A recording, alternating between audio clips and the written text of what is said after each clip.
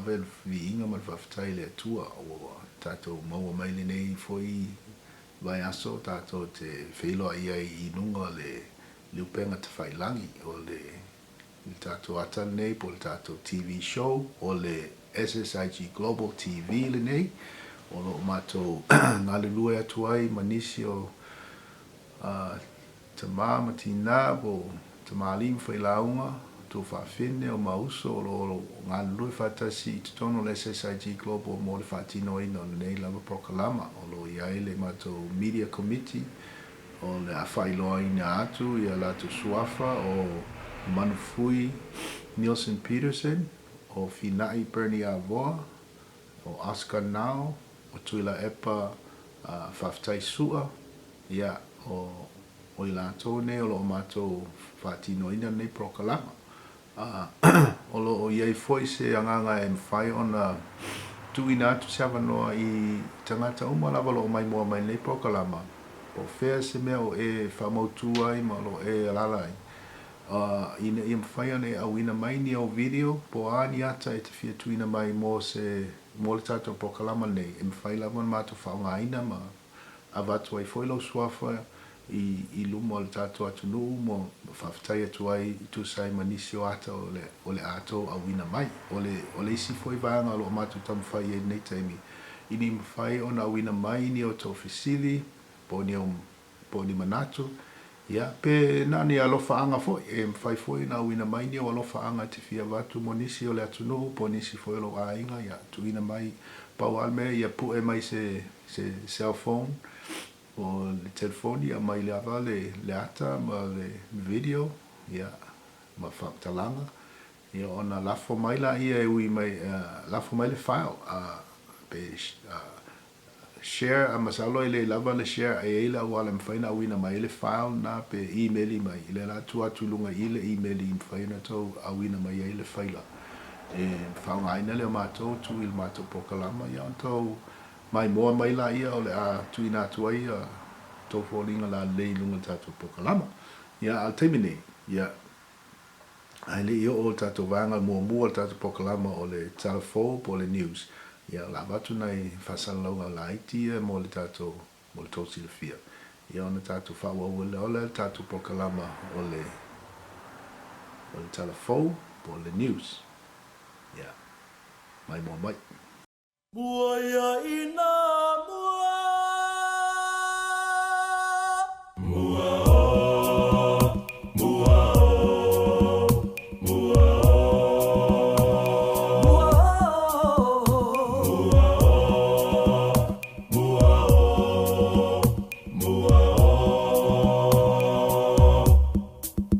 Samoa lo ua tunu upele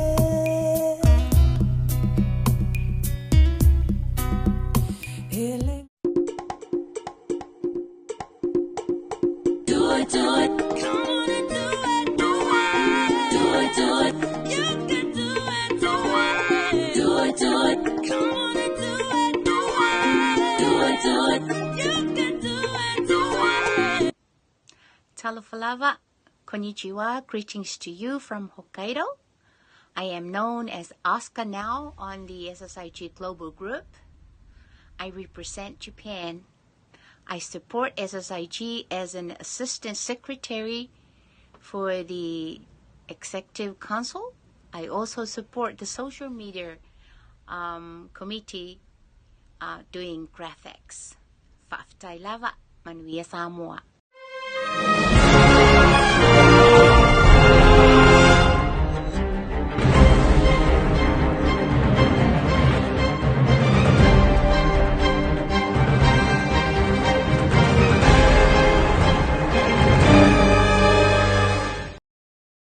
Ia, o le tatu prokalama nei, o le watu tangai mai o le matu no whanga lea I nei Amerika.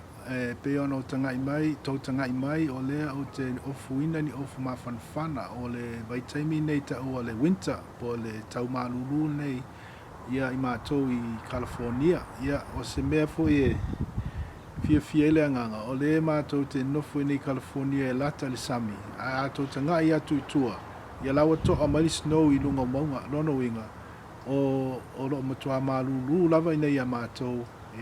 se winter mua nei wa mātou vaai ai wa to'a faapea mai le snow I lunga maunga ia tua mai.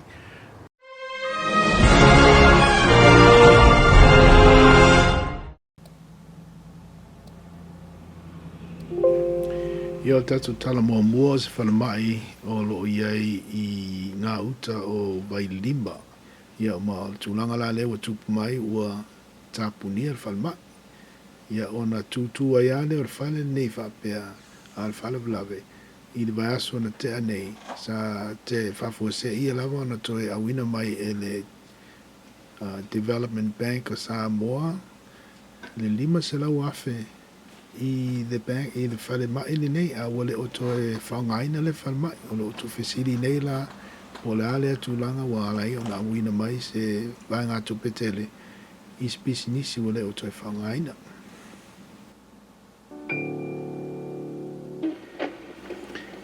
Ia o ata ia o le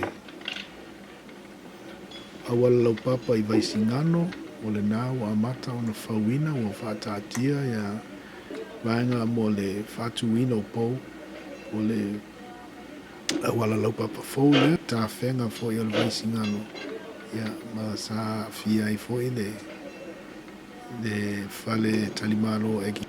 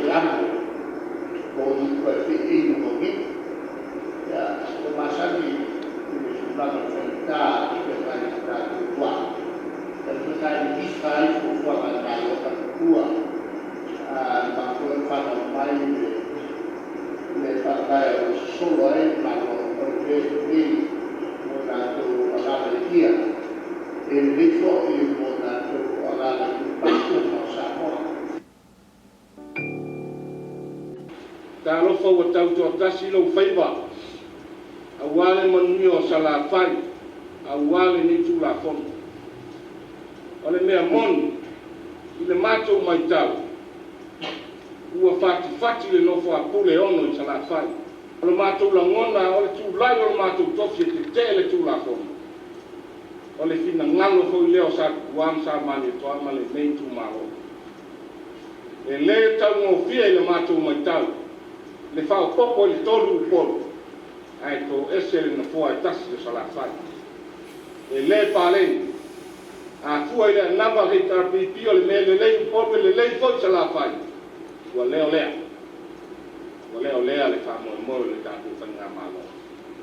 Lea lea masi mai o fala si ngasa ya sa tuam sa mali toa maliu mai fal tolu mali nei tu malo o le mea ua tu wai lo matou tofi fai pule e paali lo matou te o se la ngona fo le na o tapu inga le nei tu malo o le la sanga i le numanai mo le isi fuanga e tau o dai le tofi o le tu malo ai ala il fa tonton wina i mero tula i mai i le manatu ma le fina ngalo vang fa fai o fa ge manino e le fai ai ton e fai e le kule tutashi a inga sa kwa ma i sa mali kwa ma le magu fa ton ma tangata uma o lo no mo lo tu malo o uma o tasi le fa tu tanga i mulai funia e no fa leo le fa ton te le fa mavai no tofi le ai po se palo ka to paia wai ni no po ai se se sau te ko palo le fa mavai fo no ma to o le fai unga le to fa ma to ta a fai la mo o le ale fina ngalo o palimia ma le vai na fa pa le to italia no ma to no fo e pe i nei ma to fi le tu malo ai le ma fai sa ma to palo e to mai ma vole atu per malo fai na palo e to sa wala a fai foi to fai se palo to ai se to ai mo to so fa to fa ta kwam sa ba ni to e to sa wala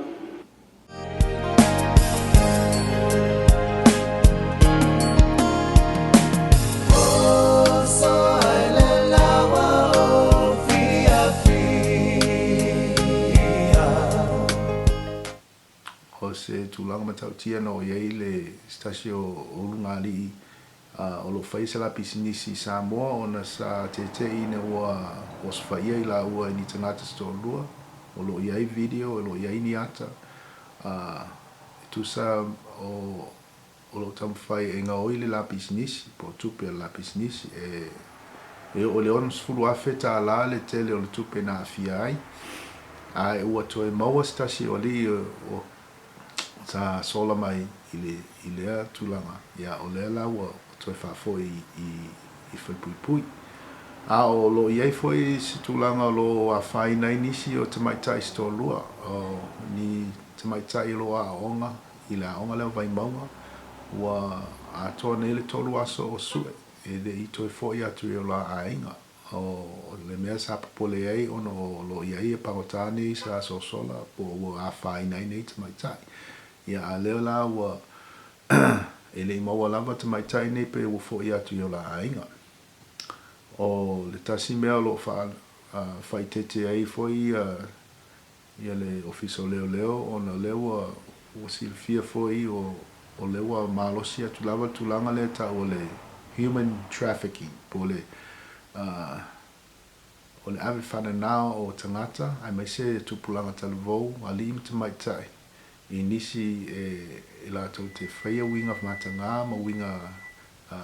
faasauā po le faapologaina foi o nei tagata ia o lea la iai la ia le tulaga lana ua amata popole ai nisi ona ua maamata na o mai i le pasifika ai le gata i lea o Samoa ia vaega lanei tao human trafficking o se mea sili lea ona popole ai ni afaina atu ai nei tamaitai po nisi foi o alo Samoa o loo faima e tatau ona faima vavaai o tō alo ia ia aua nei tupu ai si mea faapea o stasi o tala o loo matou vavaai a pea ma le e lua tua inga langona ia mo o le fiafia a le ngata i lea o le whanoa wa o le mea e fiafia ai o le vanga tupe lewa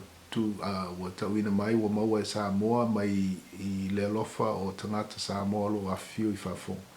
po afio i atunu mau wa ova nei ma le 5 miliona le tausanga o le o se mea fiafia lea wa o le ala ngā tupe pito sili lea o lo maua e Samoa o se tupe foi o lo whaungaina tonu lava i tangata Samoa e le o anga i le Malo e le o anga i seisi tūlanga o lea wa mai whaungaina e tato ainga o lo afio mpapa au Samoa ia o ina foi la lea o maua i tupe o pisinisi a wa o tupe nei o leo whatau ai mea au loa o fai ona o lai pisinisi fai foi pisinisi tutongi ai o lato tangata whaingaluenga o le tāua lea o tātou ainga nei o lo awhiwhion papa au I whafu. Ia o le tasi mea sa whanono ai ono se whamtalanga sa uina mai Stasio Minstar. Faapea o tupe nei o le tele o tupe nei o lo ta uina o le afa piliona la le pe 5 miliona. O tupe a uina mai la tolo o whainga luenga I ngā luenga fo ia le o lo tau apu po lato ngā lue I whatoanga po nisu tulang whapena I pokalama le Malo. Ia o te whapene atu a whai o le tele o le tupe le o le afa piliona le ama I tangata nei. Ia a tātou whatustu sa ingu mera. Nono winga a whapea lua a whetangata whenga luenga I whatoanga nei ina ia maua le tolu se lau miliona. E te tau ana maua tangata tai tōtasi o lea o lo whenga luenga lea tuainganga luenga. Le se lau 5 afe I le tausanga. Se lau 5 afe tā la lona tupe maua mai I lea tuainganga luenga I le tausanga. Ia o te manatu e leai se whaiwhatoanga o na maua lea tatongi. A whai e sao lea tūlanga. Ia o te tau fuen tātou o umalawa tātou te ngā lulue e tau apu a wa sile atu le tele o tatongi I mai le tau ngā apu. I lo o tatongi I ngā luenga ua onga I tangata pe fia tau sanga wa onga e o mai lawa le maua le se lau 5 afe le tau sanga. Ia o le sina whamtalanga pupule tu sai ma lea fo I whamtalanga lea taitai il Malo.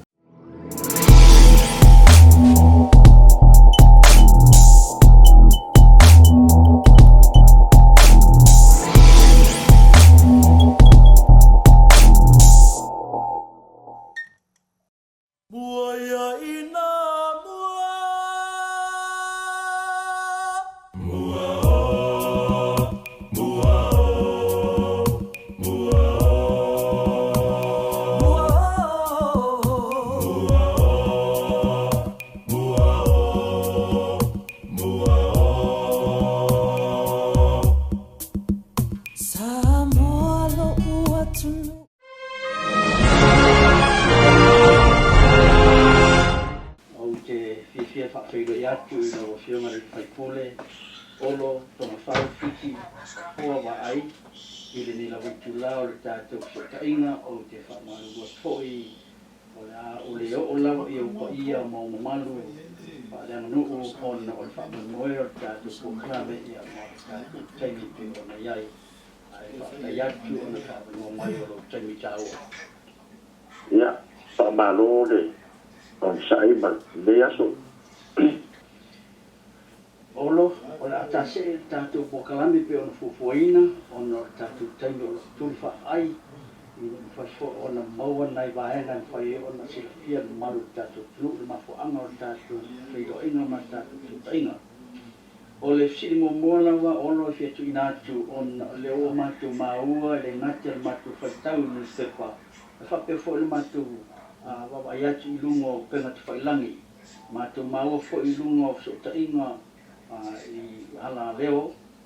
I le tulanga o le whainga a parota pe o na iai ua mātou maitauina fo'i pe aini isi o sui ua alia fo'i o lātou nganga le fia o na tulanga pe o na tulai mai le vaevaenga lea ua vaevaenga nei le ni isi o la whanga I le motele sila whai ma ua tau whai tu ina mai I le motu I polu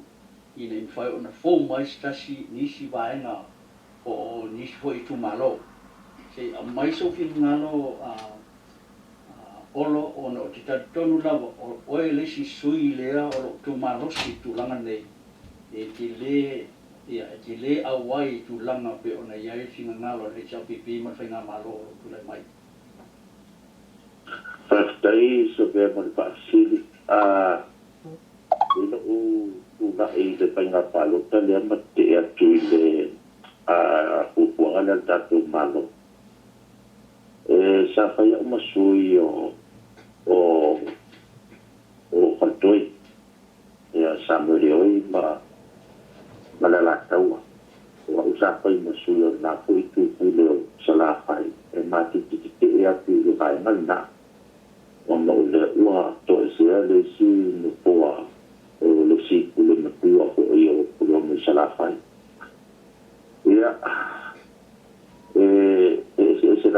ngalo ia sa la ngona la ko ile pa ni mo ai tu la na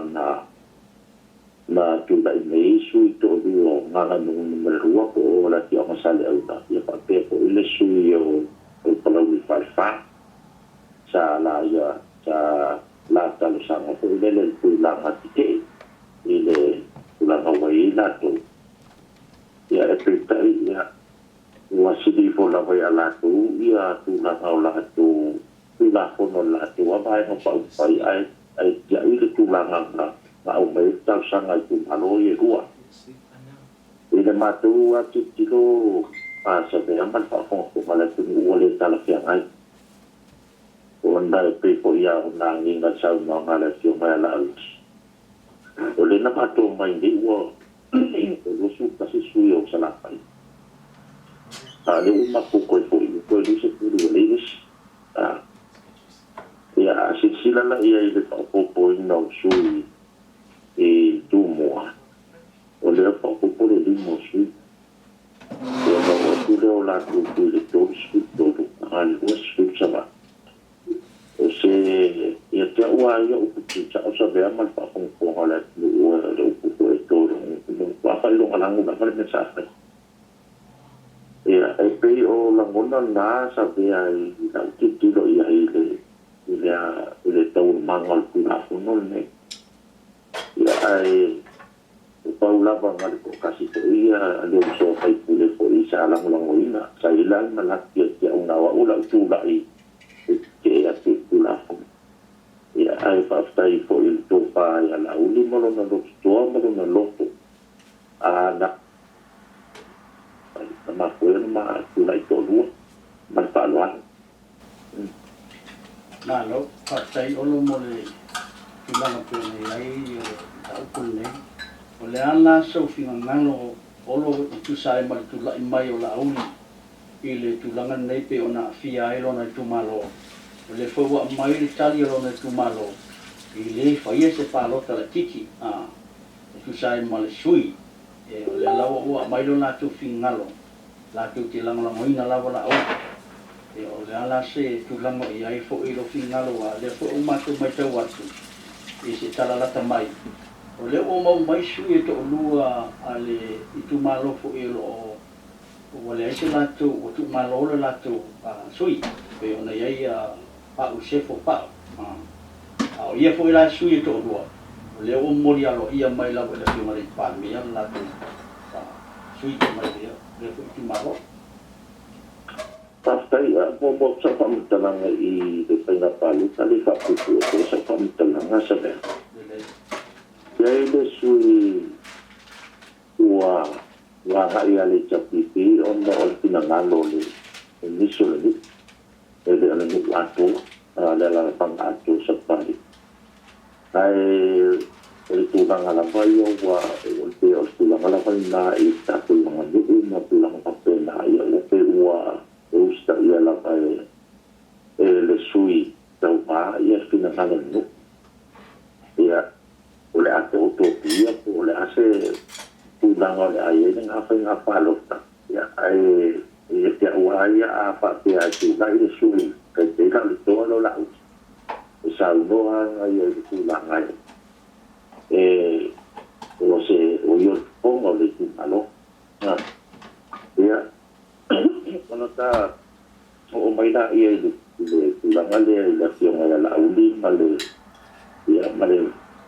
le tau vangale fai po feo la fono en malos ia po o tua sa pa talanga o nei le ai ngoi no o le o pa ai i pa ai le chapi ai o la fono ai ale chapi la tua ngati la fono i le la tua vai na pa ele o mai tono no tono le no tu po isa veo eta sia tu la con no lima te nai ia tau manga le fono o ke tu la con no sa mo e lima te nai po ile nga nga fa pa puli ali mas tu la con no la le tu la con tu mau mo ia ai fa mal malu ia ile tu la con fa ai malu ta se sa mo Ola ala ni si amau tu la pono so se tu la pono. ngata la wa to on mo no samu la ula tilo ke tom la pa yon mo to la sa pa di la pa le tin ngalo le tio la uli e tu sai ma se to fa lo na ye tu malo wa te la no pa ya tu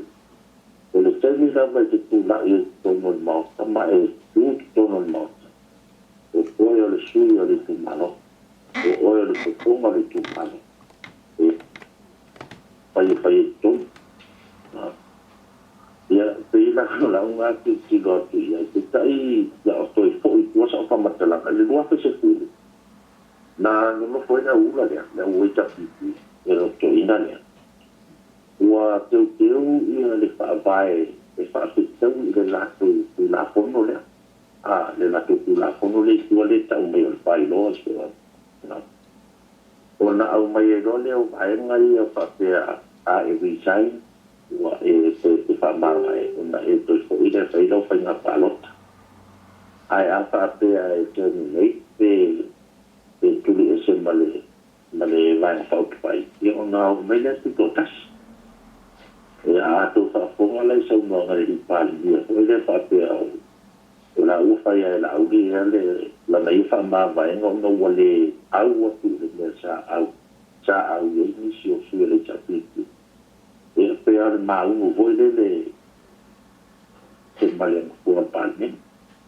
e ana ma ngai ande e ma ngai mai ko pe le la u di na tu e awale ma fai ko e la to fai un le tu di se la audi male la to parti e ono me do la audi tu to ta si to mo pa mene ai pe o la ta wa na we e fa ma vai ya onda ai e do la e ku la fono ia le al pa mene e ma la to vai fai o me o tu na fono ia vai no fa fai sapea ma fa fon ma ta tu chale de ia ma la tu na fon pai do so ia ale fa casa se male ko pa ni e ana ma ngai hale e ma ngai mai ko pele ala uli na tu ia awale ma pai ko e la tu pai no le tu di se la uli male la tu parti o no me do la uli tu to ta si to mo pa mene ai pe o la ta wa na we e fa ma vai ya onda ai do la ku la fono ia le al pa mene e ma la tu vai na fa fai o mene o tu na fono ia vai na fa fai sa pe ma fa fon ma ta tu chale de ia ma la tu na con fai lo so ia ale fa casa tala pa tu na con fa pe na foi na ia le fa vai le ta piu man le tala pa tu na con a tu se la e le u na le fa casa ma tu la con no le tengo la con pa que au le te tu le pa de fa nga mai le fa casa o le la tu pa lo o la tu fa vai ale wo mai o le uta mo fai so fa me tu la fono il pan me e pa mo fai la mo fai lo o le tu la fono le chapipi e so fa me tu la fono le al pan me e o ku se le ya me ai o lo to i fale ya ai o la ai la u di la vale to pa ma le e foi na tu mutau e pe o so ta di ku atu na sa be tu sai me fa Malo faftai olo o si la hola tu sa watu ono levo ma ua ma ofisi ma o faita watu i le tusia le erida le observa o lo faapea mai e ono tu lai mai se sipati e ono tu lai mai se sipati ai ono ua levo ma salmia ono ua iai faitonu i tonu fo'io o la tuyo foi al tato na malo pero ai se mai so finalo olo e ai se la nonna so finalo e tu la mai tu la papel ya ola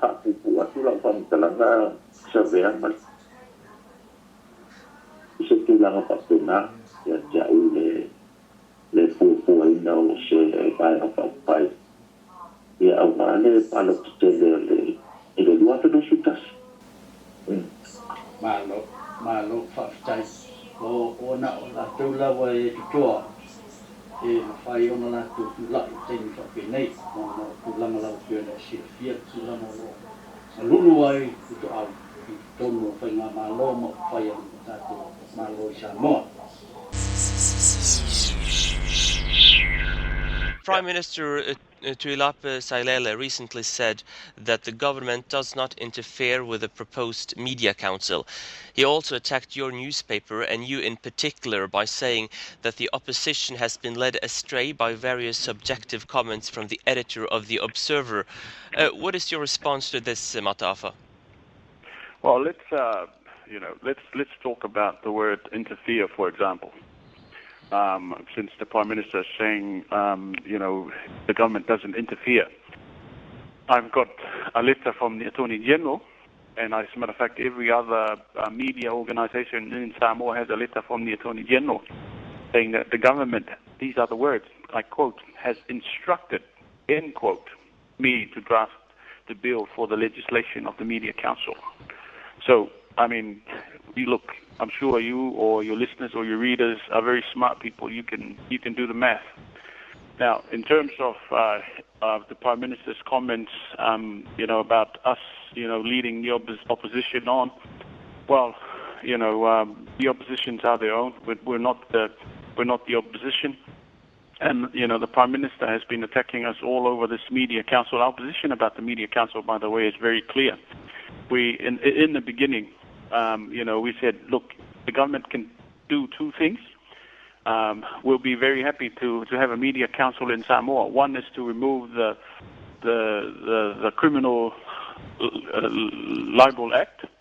and second is to remove an act called the Printers and Publishers Act.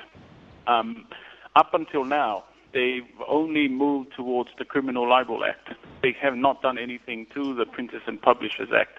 And as long as that remains, we do not want a media council. The Prime Minister also said there has been a lot of erroneous reporting and apologies after apologies after apologies made by The Observer. And he said that these misprintings have been deliberate to sell the newspaper. What is your response to that? Well, Daniel, look, you are a newspaper. I mean, you are a news media man. As in the life of a daily newspaper, we're bound to make mistakes. And, the idea that there's apologies after apologies after apologies, that is wrong. Put it this way. We are a daily newspaper. We run, 365 papers a year. If a lot of apologies means 2 or 3 times a year, I'm not sure. You again, you decide for yourself. Now, in the life of newspapers, we're bound to make mistakes. Now, in this newspaper, when we make a mistake, we are quick to be accountable. We are quick to say we're sorry, because that's what you do. That's what accountability is about. That's what transparency is about. And that's what any newspaper will do. It's not just the Samoa Observer that apologizes, by the way. TV stations everywhere around the world apologize. The newspapers all over the world apologize. And really, when it's time to go to court, that's what happens. It's just part of our job. How does it feel to be the focal point of attention of the Prime Minister of your country? Well, to me personally, it's not something I want. It's not something I would actually want to engage in. But if it means that we become the voice for all of these people out there who are voiceless, we'll be happy to continue, because in this country today, I'm telling you now, there's a real culture of fear amongst our people, including the public service. They are so afraid to speak up. They are so afraid of this government. They are so afraid of this Prime Minister. This is why the Prime Minister and his government are designing these laws to come down hard on the Samoa Observer, because this is the only way people are given an opportunity to speak out. From what I understand, your newspaper argues against the Media Council. Why is that? We are against the government having anything to do with the Media Council, put it that way. And, And like I said in the beginning, we want the government to remove these laws because, in our opinion, there's enough laws already to regulate the media in Samoa. And besides, if all else fails, there's always the court where people who feel that they've been wronged can take their grievances. What we're saying is, look, let's have the government regulate their corruption. Let's have the government regulate themselves. Let's have the government, because they are abusing money from the people of this country so much, and yet here they are trying to control the media when they should really look into what they're doing. There are, of course, media councils in countries with a healthy media freedom situation. Do you think that a media council in Samoa may potentially be implemented under the right circumstances?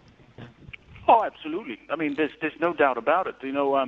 I'm in support of that idea, given that the government has nothing to do with the media council. Because look, at the end of the day, we need to develop our media industry, and you know,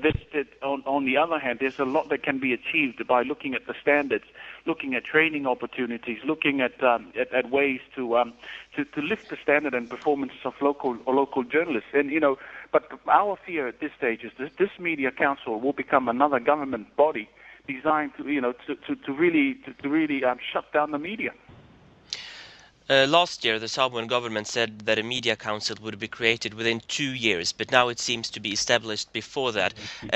What is the reason for that, as you see it, Mataafa? We don't know what the reason is. Suffice to say that the Attorney General and the government, the Law Reform Commission are both government bodies, and they're obviously not talking to each other. But I think that the real reason for that is because they're really trying to control the information that's coming out of Samoa. Because if you've been following the developments in Samoa over the past years, you know, our Prime Minister has been very critical of Fiji, and he's been very critical of everything Bainimarama has done. Now, I can tell you what this country is heading to is just it's just going to be like Fiji, because you know here's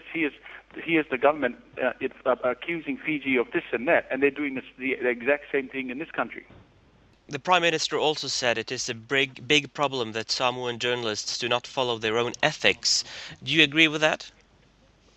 Well, what ethics is he talking about? Well, you're asking me that, Mataafa? Absolutely. I mean, Maybe you should go back to the Prime Minister and ask him what ethics is he talking about. And let me put this question to the Prime Minister. Is he following his ethics? Is the public service in this country following his ethics? I don't think so. So there is maybe a problem on ethics on all sides in Samoa. Is that what you're saying? Well, until you can identify which ethics you're talking about in terms of the media, and especially in the works of this newspaper, we respect our ethics. That if there's one thing the Samoa Observer stands for, it's about ethics, and that's what we're about. So unless the Prime Minister can say that in Samoa, can name which ethics we're apparently violating, I don't agree with that. Media freedom in Samoa has received quite a bit of attention the last couple of months after various threats against journalists and now also the possible creation of a media council. What do you see as the most distressing development in Samoa lately concerning media freedom? I think it's the idea that people think there's a free media environment in Samoa. The most distressing part for me is it's a very controlled media environment. In our democracy, unfortunately, it's referred to as the model democracy in the Pacific. Well, I can tell you it's far from it. I mean, when you've got basically a one-party state where the Prime Minister rules all and above all, it's very difficult to work here because people have the idea that we're free, but we're not. And it's a more insidious kind of dictatorship. And what do you see as the likely future of media freedom in Samoa? I think the only future for media freedom in Samoa is for the media to really come together, because that's another issue within Samoa at this stage. The Prime Minister has been able to control and has been able to bring all the other media bodies under him. And, these guys will run at whatever he has to say. But, from the Observer's perspective, like I said earlier, this is the only newspaper that really stands up and questions him. And so I don't know I don't know what the future of the media in Samoa is at this stage. It's very, I think looking at what's happening now, it's a very bleak picture. But I think, look, you need people with integrity. You need people with to stand by their principles, and you need people with convictions to be able to stand up and say, look, this is wrong. We need to get the media to do what they're supposed to do, and that is to be watchdogs of the government, not lapdogs of the government.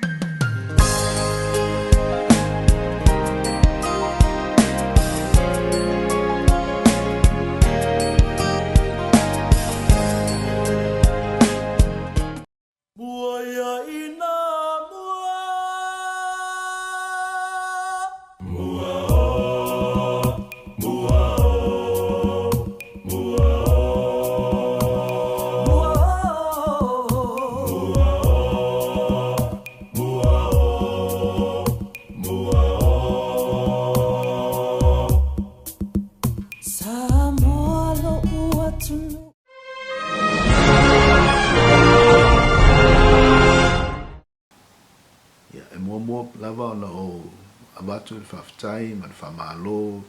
I le paia ma le manu le atunu, o lo mwhai o na tau mai moa mai I le tātou pokalama nei, ma le tātou vaenga nei o le pokalama o taua molo silafia. O le vaesan tuanai sa tātou talanoa I nai tūlanga nei e winga I le esesenga le malo whaperitania nei taua malo whapalemene. Ia ma le malo o lo o se malo sa tofia e tātou lava ia o tangata Samoa taua le malo wha aleanga nu po le tūlanga ia pule ma tūmua ia le ngata I lea o vanga ese o le atunu ua vai na iai I tūlanga wha aleanga nu le ai ata tau ma le pule a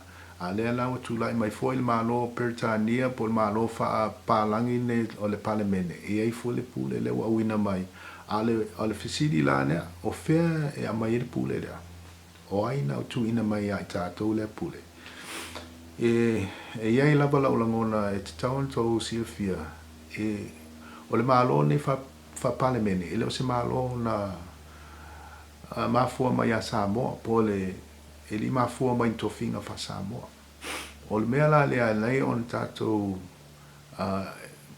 pe wa pule se foi il malo tātou ona o lewa mai se fatulangana mai yatunu mau palangi fau ai tātou malo tu sol fa vai le o fatatia lato fau ai tātou malo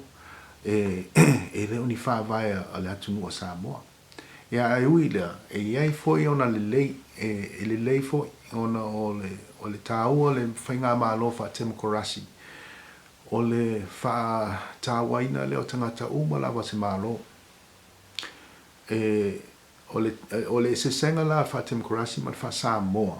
o le wha Samoa o le vanga pito I tāua te tono o le lio leo o le malo nea Samoa o le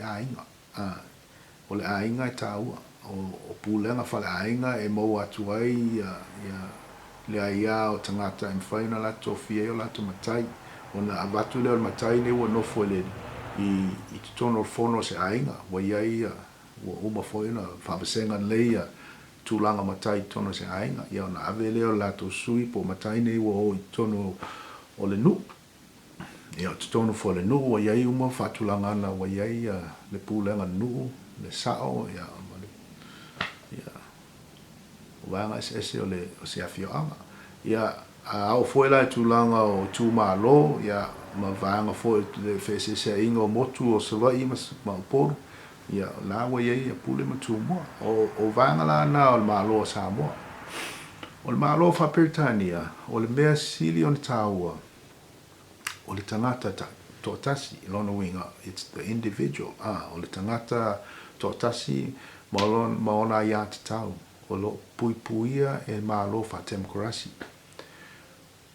o le se senga la lea e tāua ia I Samoa ainga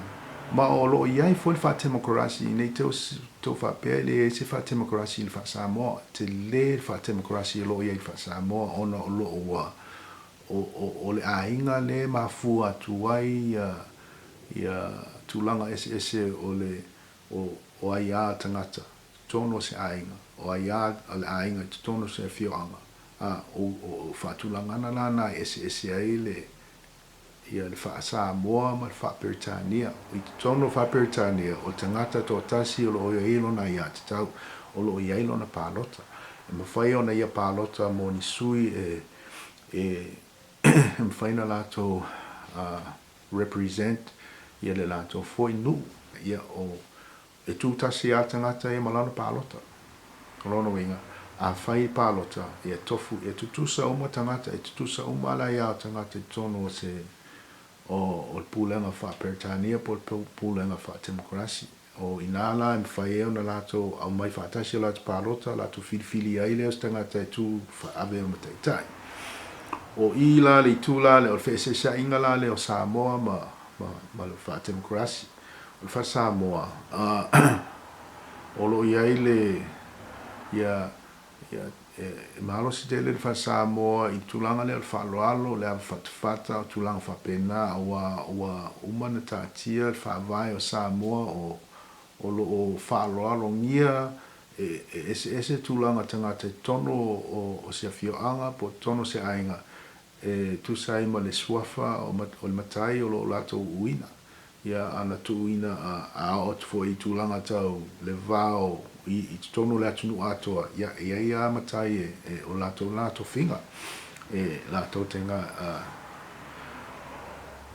fatino ina fuanga mo pule matumua a o ila le tu le fa demokrasi ile ila tulanga fa pena o lo tutusa mo tangata o a ola na tofia pe elese tofinga o le palota lava e palota lava le wala o wastangata i tulanga o le tofi o le ese senga lana a le la wata to mai vai taimi nei wo malo si le pule le fa le demokrasi lo le pule o le fa Samoa ona mai la ia tulanga le wai le malo Samoa le taimi nei e te tau ona tātou malama i le ese senga o nei tu inga whainga malo e lua. Ma le tūlanga e te tau ana iai. E ui ana ese whainga malo ne e lua alo tamwhai e tu whatasi ma avea ma se whesota inga la nei o le anga nuu ma le wha Peritania po le wha Demokrasi. E iei le awana e tau na whai iai. A tātou anga i loa e tūlanga wha Demokrasi. E re te tau ona aia ina e le wha Samoa tofinga ma ngā luenga a tangata lo tū te tono na Malo. O le whataitainga a faapea o leo tūlai mai nei le palemia. I tūlanga wha Demokrasi lava lato o le palemia o ia o tangata e taua o te taitai. Ai ona o ia leo o langa o ina e to tele o tangata sa palota. Lono winga o tele o lona malosi po le tele o lona pawa o na o tangata i sa palota ia te ia. O le tulang moni lava i e leise se senga al palemia ma tangata nei sa palota ia te ia ona ua walato langa o ina ia e whaia nga luenga o lea watu mai ai to finga. O winga la o le malola le fa Demokrasi. E iai le taimi e mawhai ai e le taitai ona lato tufa tasia ni lato tono e whai o lato mala nei wa upalota ina tono le palemene. Mawhai ai tulafono. O tulafono nei o le a whaunga ina tangata soifua umai te tono o Samoa o lo lato nonofo ai Samoa. O le whale tonu la pe a whai o la whausia e nei tangata o lo tutu te tono maloni tulafono e le tonu ona iai leo fe ese inga o le Malo ma le Faavai awa o le Faavai po le Constitution la lea Samoa i te tonu fa Demokrasi o i o lo iai le ato toanga le pule e leo stangata e tu sa po o le palemia po le ao Malo pule lava le whaavae I mea uma lava. O le pongai la le alaina fite nai le SSIG Global ma le Malo ona lo waiai tulafono wa fai le Malo e le fite nai ma le whaavae nei. A fai la tātou te anga I tonu o tūlanga wha demokrasi. E fite nai lo le whaavae ma se tulafono po se tangata. E Malo lava le whaavae. O le pongai le alaina iai vaenga e tolu vaenga te tonu o le Malo wha demokrasi. Ta ua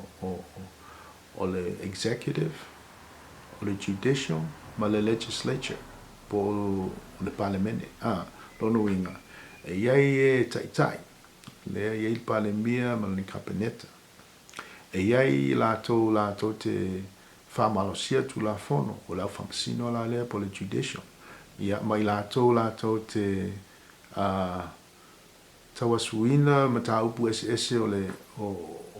o tono Malo taua la le o le parlemene po le legislature o tulanga la le o tawan silfia le tunu o Samoa o lato ia tau e tusai o lato sitseni po lato palotaina le taitai o Malo e ne ia lato mautino o lato e pule le Malo a fai e le o ngatasi fufuanga le Malo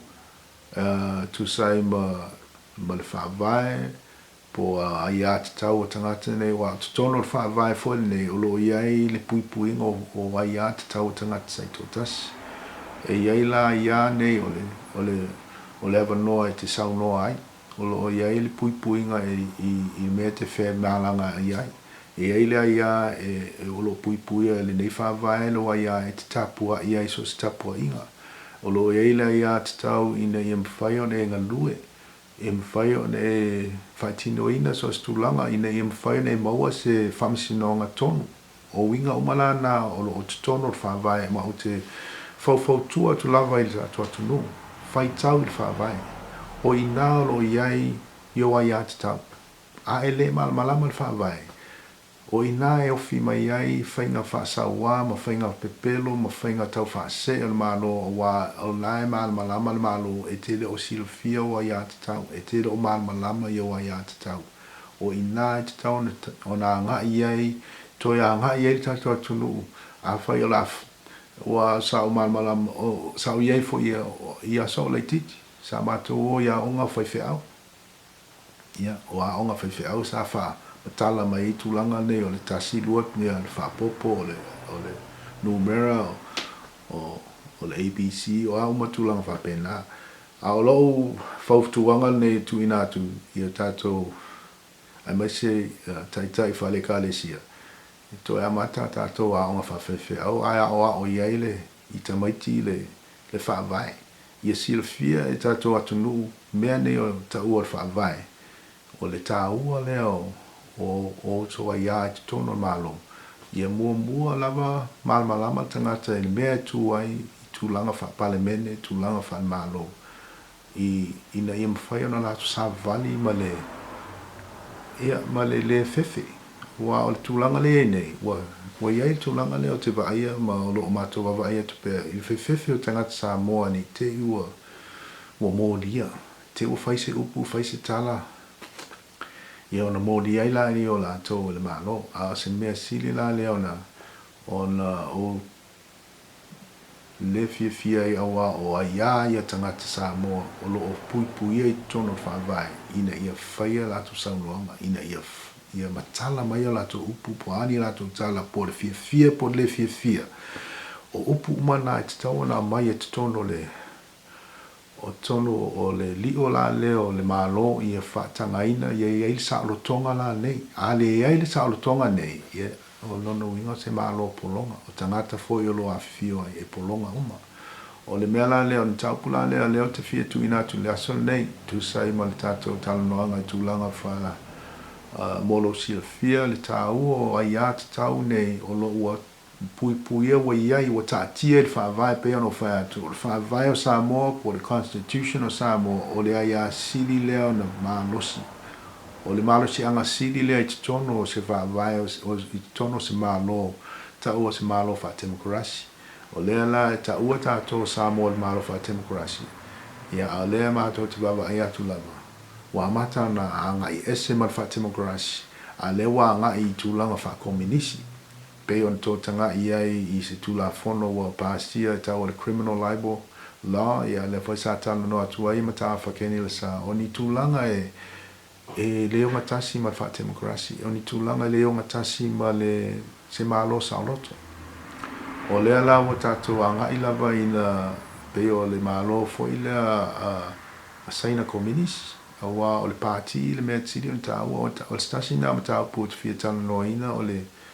le tūlanga nei tau le vā o pāti te tono se atu nuu. Ma tūlanga la leo tangata pānota. E te tau ana iai le tau silo fia i vanga nei anua masalo la tātou tala noa iai se vai aso lumanai. I le se senga o le tāua o le pāti e whātusa le i le ai te tau o tangata pānota. E iei lava le pōlenga ona o lea wa ngā i lava ina tūla i mai lava nei taitai e tasu ova man lua se fulu tau sanga o tūla i mai le tofi. O tūlanga fo i le māsaini ei i tūlanga wha demokrasi na wa aias tunga se tangata e tau mai se tofi i ni tau sanga se lua se fulu. Ia alo o tau ngapa pea le nea li i ne i mwhaina wha mau tuuina pea alo na malosi e tau e veina na malo. A se tūlanga wha noa ai. Ona e peise i fōringa mai wana o ia lava tangata e ono mea ma te tau lea tofinga au se mea te e leo stulanga wha demokrasi lea. E leo stulanga le maasane e atu nuu sa aloto. O le atu nuu sa aloto e apa atu le tero tangata ina i mwhai na wina mai tangata sili no ata mamai. O lo tele tangata mamai ata mamai tangata ngā wā ai tono Samoa. O lo to tele lātou te mwhai le tofinga nei. O le paulea le upo tuuina atu. Aua tau te fefe, aua tau te pala ai, o lo iai te tono whawai, le puipuinga o tau tonga. Ia, o le tātou mataupu nā lo tuuina atu nei aso, o te tuuina atu ai nei whamtalanga i nei mwhai ona tau sila fia o le tāua o peona o tala no atu o le tāua leo le SSIG Global o le mātou tamwhainga le mātou te tuina atu ai nisi o whamtalanga e le o maua le atu nuu i le sota inga le ma Malo, sota inga le maonga, sota inga le ma Ekalesia. O te tau ana tātou toi a ngai e a mai mataupu nei ma toi whaamalmalama nei tangata Samoa awa o lo o ngā lulue nei Samoa le malpongisa e le o a ngai i le o mawhai ana lātou malmalama i le ese senga o le lātou a iāt tau ia ma le pule le Malo ia Malo wapatele ia manuia lava whaasausaunga la tunu.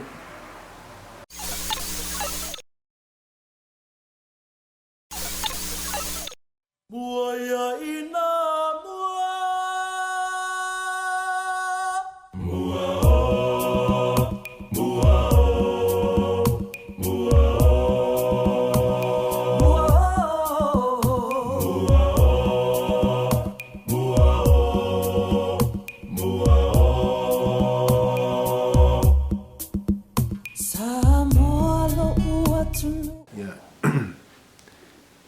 e foi se fa maola longa pe a fai we ese upo sala ia e poto lava le tautai e sela na atu yama pe o leo tato te la foi nu le ainga ni upo le fitaui po le tu sai mal to fa fonga ai tau fi pe ni si o tala no anga o avatu pe a fai tu sai mal to silofia o waonga matata o le ava noa le nei o mātou tuuina atu, mātou te manao mia lava ina i mwhai o tātou au whātasi. O lewa iai o tātou website, lo iai tūlau o atunu uma nei o New Zealand, Amerika, Australia, Samoa, Japani. A whai o e a whio i po e pāpā au i nā whio i nāno whuanga po nānu. Ia e mwhai nei latu i le mātou website SSIG Global .com ia i le atunu ola e whamautu ai o le nāua iai le lava noa e te join ai ma tu sielo swafa oia se tasi e langolangoina lenei societe ma ono e fia au auna ma tau tua whatasi ina ia whaatinoina o tātou pokalama. E watu lama foi le whaftai ai lātou sa au maia ni fisosoani mō le tātou saidi ngā tupe e watu se fisosoani i le pule nuu lea anofuali. Ia o se mea sino na whataua ina foi il mātou wawai atu le tau langolango ina foi se talosango tuuina atu. Ia ua maua le vanga tupe lea ua atoa le whaselau ua ova ma le whaselau tala Samoa o i whaselau tala ni Amerika. Ia le nā la ave i Samoa masalo e malanga atu stasi o sui o Amerika nei tu lima lava i le ao o le pulenu nei se fisosoani i le tātou foi vaenga le tātou society le SSIG Global. Ia ona watoile le whaftai mo le tō fisosoani ma le tō amana ia foi stalsanga. Ia ona pawaila i o le tātou prokalama nei asu whaftai atu lava i a te otou o tamali mwhailaunga ma se foi lo o lo tawasuina la i puwai o leola mo le tō langolango ina o le nei prokalama. O le a tamu whai atu lawa e asta i tasi, whai loa atu, ia mea fau lo tutupu, ni tala roanga, ia MS foi, se whamtalanga i mataupu tā ua lawa nei, tauna silfia le atu no, molo silfia. Ia o au nei o namulo ulu al pati ai nu, o te whato wha atu, ia manuia lawa whasau saunga le tātou atu nu.